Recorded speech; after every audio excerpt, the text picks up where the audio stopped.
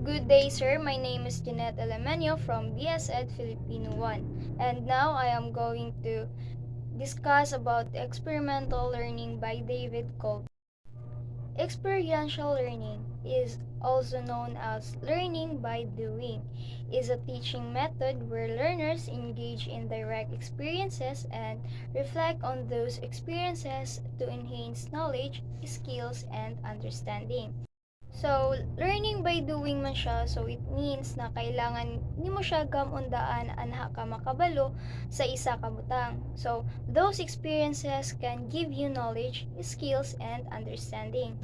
So, Kolb's experiential learning cycle concept divides the learning process into a cycle of four basic theoretical components, which are concrete experiences, reflective observation, abstract conceptualization, and active experimentation. So the first one is concrete experience. So, ang concrete experience ay tumutukoy sa aktual na karanasan o direktang pakikilahok. So, for example is about naay isa ka estudyante na iyaang gikuha nga kurso kay education. So, first year pa lang siya is naka-experience na siya og demo teaching. So, pag-abot sa pag-abot sa second year, third year, or fourth year, naa na siya learning about sa unsaon pag-demo or unsa kayo ang kailangan gamon sa pag-demo. And the second stage of experiential learning is reflective experience. Ang reflective experience, ito ay tumutukoy sa pag-iisip tungkol sa isang karanasan o naranasan na. So, 'di ba ang sa concrete experience kay nag-talk siya about sa actual nga nahitabo. So, ang diri na po sa reflective experience kay mao ni siya kato ang iyaan ang nahuna-hunaan kung unsa ang mga nahitabo during sa iyang pag-demo, or like nag-talk siya about sa kuan kana ang mga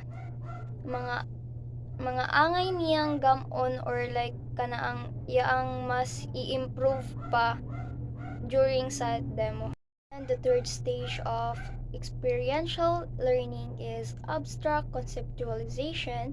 Ang abstract conceptualization naman ay tumutukoy sa mga proseso ng pagbubuo ng mga ideya o konsepto batay sa mga karanasan.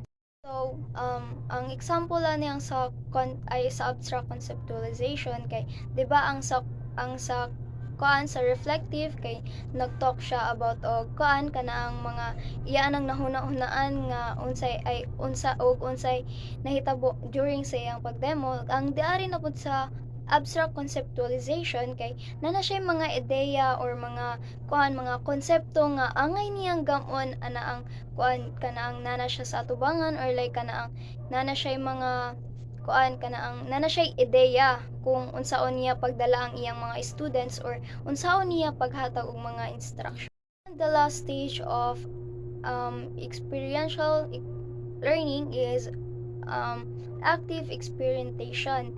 Ang active experimentation, ito ay tumutukoy sa yugto kung saan isinusubok mo sa totoong buhay ang mga bagong ideya na natutunan mo. So, ang diari sa active experimentation kay katuang sa concrete, reflective og sa abstract, imo na siyang na-apply sa sa tinuod nga na jud kanang sa imo na jung final nga demonstration. So, katong tuang nga katong tulo nga stages nga kauna is imo na siyang ay nakakuha na kag mga ideya nga imo ang dapat gamon during sa imo ang demo,